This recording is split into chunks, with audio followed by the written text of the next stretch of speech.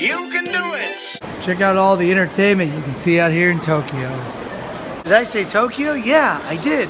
Hello, you wonderful people, and greetings from Tokyo. Hey! Right now I'm in Shinjuku, which is a place that's known for a lot of fashion, but I figure if I'm in Tokyo, I might as well go someplace that's fishy, because when I think of Japan, I think of fish.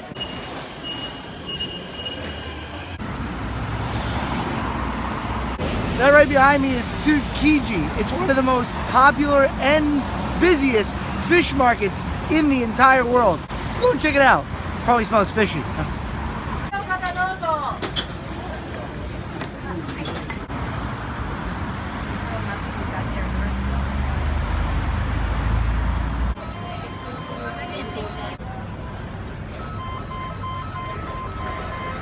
This sign just stopped me. Whew, that was close.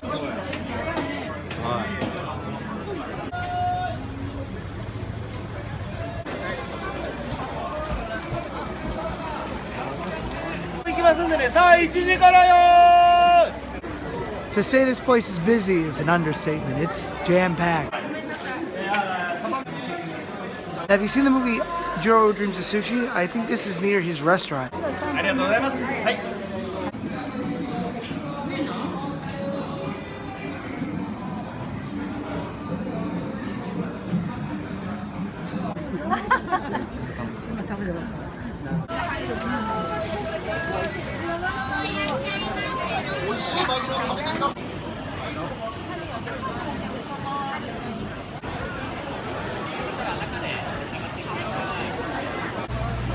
This is where the selling goes down for the giant tunas.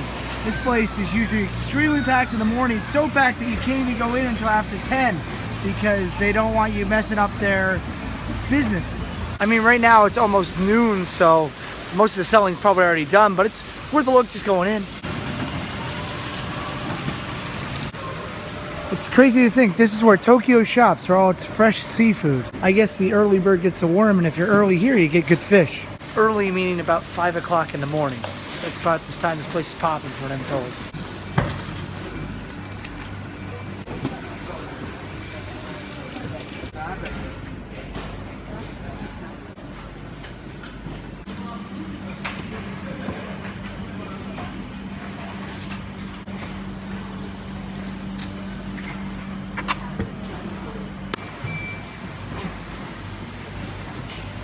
It's a stark reminder that in Japan they do eat whales.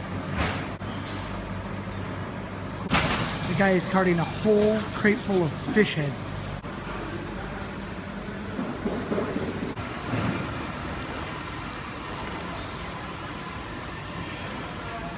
I'd imagine that you'd have to be here really, really early, like 5 o'clock in the morning to see the real action that goes on here, but this taste was good enough for me. Of course, I didn't taste anything. I felt like I did when I saw those fish heads, but hey, that's life, right?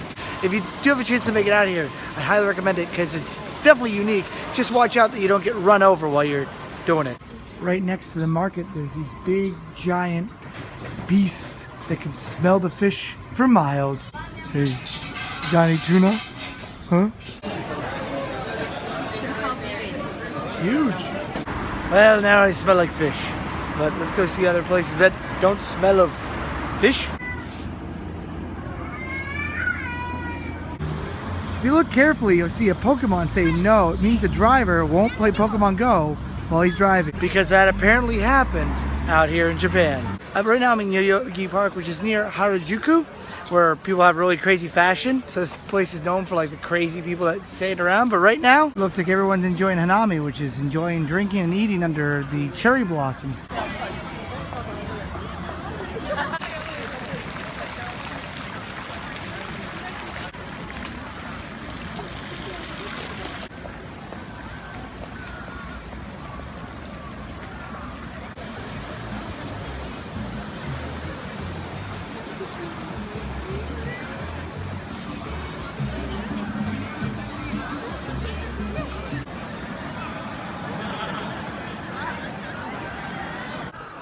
Yoyogi Park, saw a lot of flowers, didn't see a lot of crazy dresses. But then again, they say that Harajuku's like fashion sense is kind of dying, even though that was like the trendy places many years ago. There's an inflatable pool over there with a rowboat in the middle of the park.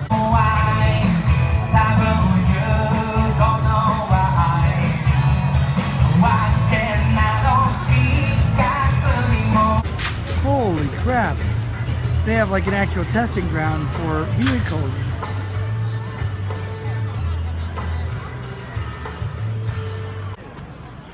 This is crazy. They have this whole testing ground here for this to show off the Toyota cars. But they, of course, they have a driver driving and people just drive in the back and enjoy. That's crazy. Now, I didn't plan this, but it looks like I've come through a car company's like exposition. This is crazy.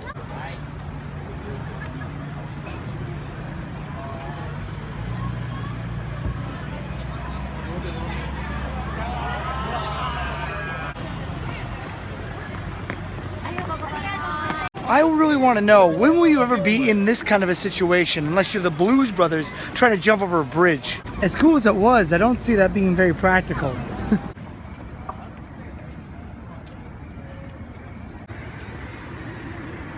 This will be the second time that Tokyo has hosted the Olympics here.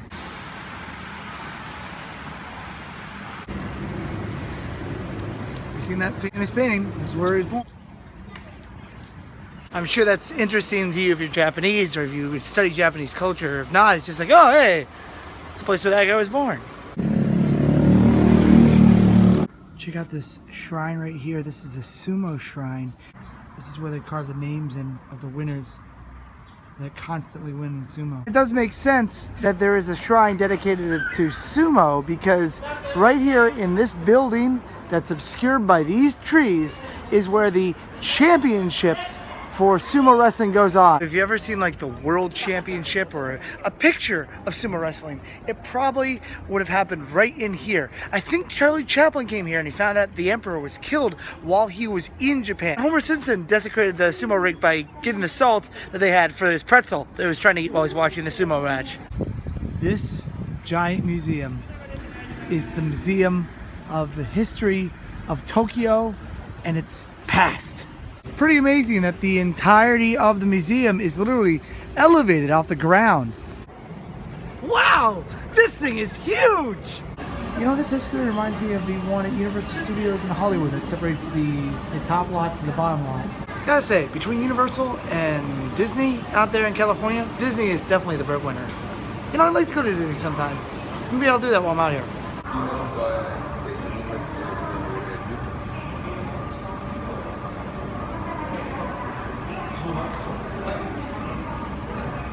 Oh, holy crap. They have a giant bridge just in the middle of the museum.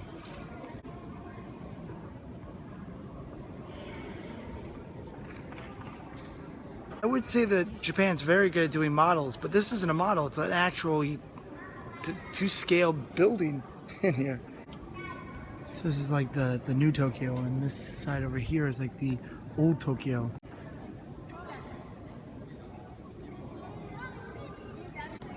So that's the actual size of the bridge, and that's the bridge leading to the past. All these people lived their lives. There's actually so much detail, they actually give you binoculars so you can see. I feel like a creep. Oh, man, that guy's wearing no pants. So if you were the Lord, you could sit in this little carriage and people would carry you around. That's really cool. Oh, it'd be good to be the king. It'd be like, looking out the windows, like, how you doing? So I didn't know this myself, but the process of putting things together wood stick by wood stick is actually called sashimono, which literally this building was put together by wood. No screws, no nails. So it's very time consuming. Like I'm sure this guy knows. I've always wanted to be a peasant, and these are each 26 kilograms. I'm not too sure how much that is, but I'm gonna find out.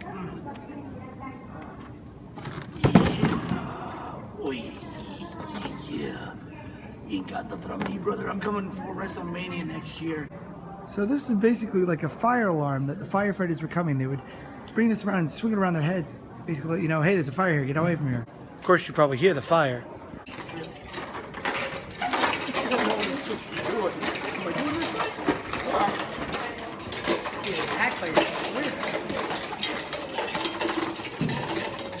perfection. I got these little shops they got here. These old style sushi shops. Hey, how you doing? You want some sushi? Some sushi here. It's really tasty. All this is gonna be really good. This is really good. It's egg. It's egg, and you got some shrimp. It's all really tasty.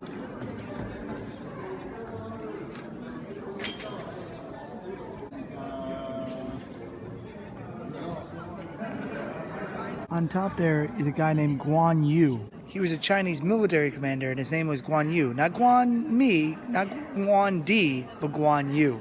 That's the best "my name is Bruce" joke I can make. I think that's the only one I can make. If you got that joke, please leave a comment down below.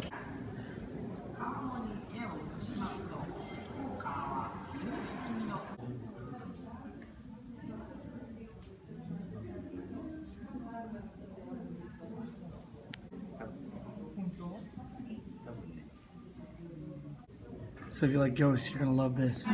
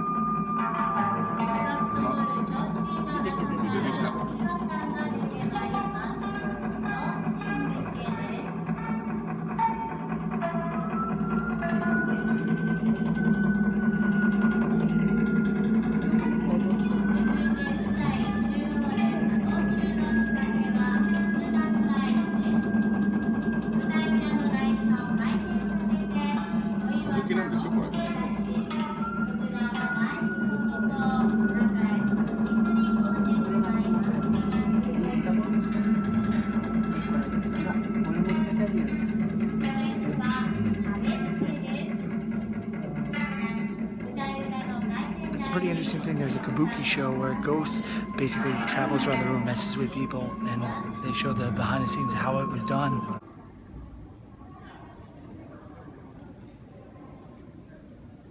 So you probably have no idea who this guy is, but a lot of Japanese people would know him. His name is Matthew C. Perry, and he was the guy who literally forced Japan to do trade with the rest of the world, opening up Japan after 200 years of self-isolation. Also, this is what they thought North Americans look like. Pretty close. One of the cool thematic elements of this museum is that you got the old style Edo, then you cross underneath the bridge and you have the new place, which is Tokyo. There's literal ninjas here trying to scale the walls to get to that castle. I hear that they're trying to make a vehicle that has a motor in it. It'll never work. I'd rather have a horse any day of the week.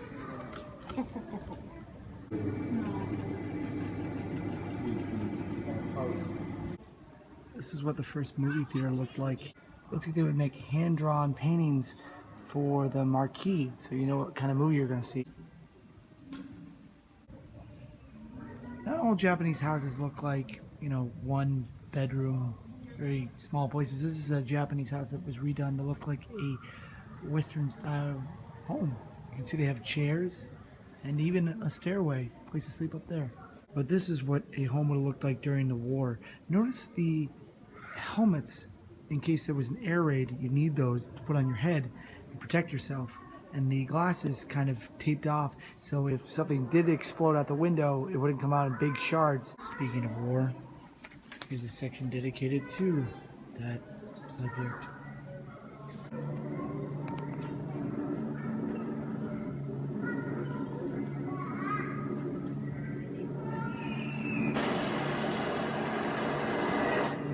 This looks really cute, but it's actually a balloon bomb that the Japanese designed to send off so it would go to the American mainland. And as time went on and Japan made more technologies, Tokyo became the city that's known to today. And this is what Tokyo is known for, apparently. Surprise. This was a pretty amazing museum. And for only $6, not that bad of a price. There's Tokyo Sky Tree, kind of covered in some fog up there. It's super cool, but very eerie.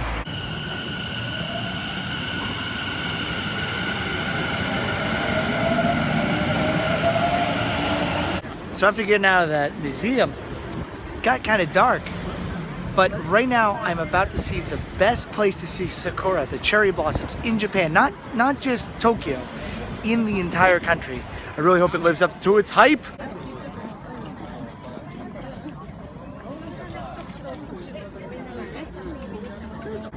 Well, you can't really see it on my camera, but this is the best place to see sakura.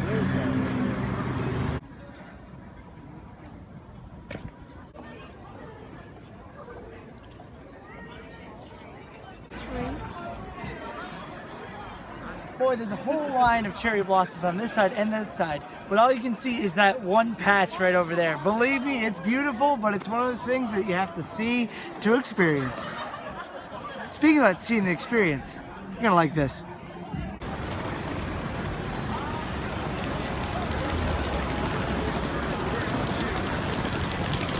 Right up here is Shibuya Crossing, one of the biggest intersections in the world, and what they call the Scramble. Now, I don't know if you guys have seen the movie Tokyo, but there's a character named Mr. Merde. When I was in France at the graveyard, I did his impression because he did a movie there. But here in Tokyo, there's a film called Tokyo, and this guy emerges from the sewers, and he starts walking around. He like kicks down people and knocks into people and eats flowers, and he takes a cigarette, bites it, and throws it into a baby's carriage. Of course, I'm not gonna do that, but that's what he does, and I'm in the same area that he does it. So, that's what I have to say. There's Hachiko, the dog that never gave up. He never left his owner, even in death. Waited at the train station for him. This is what happens when a lot of people have to cross the street all at once.